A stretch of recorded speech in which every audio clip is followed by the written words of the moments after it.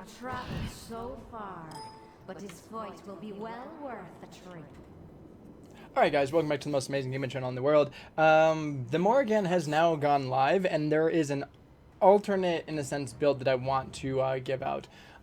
Mainly a lot of it is the same, but I realized a couple things I messed up on, and I wanted to make that adjustment now. So the leveling process is still going to be the same. You're going to go into your 2, your 1, your 2, your 3, your ult, and then you're going to start maxing out your 2, and then your 1, as this is going to be super helpful for you. Depending on how the game is going, you may want to upgrade the 3 next just because it increases the duration and the movement speed. But for the most part, I would probably want to get the ult down by that 20 seconds each because it is quite nice. So go into the ult twice, then go into the 3 twice, and the ult, the 3, and the ult. Now for the build itself, most of this is going to be the same. You'll want to go into Shoes of Focus, followed by Polynomicon. Now yes, I did kind of think maybe Chronos would be better, but at this point, you do have pretty good kind of mana pool and everything like that. You're going to be clearing lane, your auto attacks do it, so you don't need to like spam your abilities.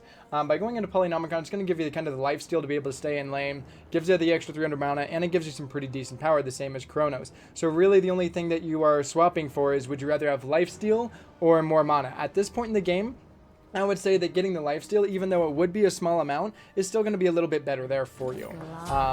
Then you can go ahead and go into Chronos third, or you want to go into Obsidian Shard here instead of going into Spear of the Magus. That was the first mistype there.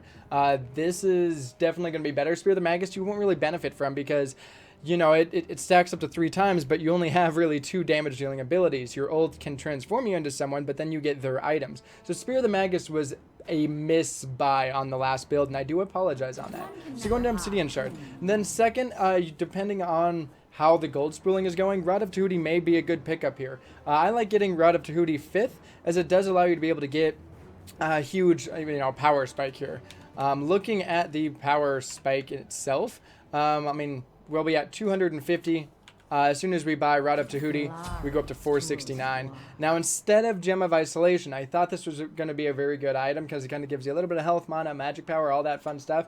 Do not do that. Instead, you'll want to go into Soul Reaver. It is going to be a little bit expensive for these 2 items, but getting that Chronos is going to be somewhat of the cheaper items on these 4 items. So you're going to have 2 high gold items, kind of a 2 mediocre and then 2 small. But by doing this, Soul Reaver, she's a bursty mage, and that's what you're going to want to, use on her. Going into Soul Reaver to Poly and all that, you should be able to literally destroy them with your 2-1 combo. So there is that. This was the modifications to the build. Basically, swap out Obsidian Shard for Spear of Magus, swap out Soul Reaver, or swap out a Gem of Iso for Soul Reaver, and you can see you just do a little bit more, especially against those tankier targets. Going to be super helpful. So hopefully this does kind of help show why you want to do that. I still think cooldown boot's going to be better because having that extra cooldown is amazing. When it lasts for 8 seconds and it has a 10.5 second cooldown, there's really only 2.5 seconds where you are not stealthed, which is phenomenal. So anyways, guys, thank you so much for watching. I do appreciate it. And like I said, I try and get them out, but when you can only play Clash and Jungle, it's a little bit harder. So now that it's gone on the live client, I've been able to do a little bit more. I wanted to give you guys the best build possible. So thank you again, and until the next time, have yourself a fucking amazing life.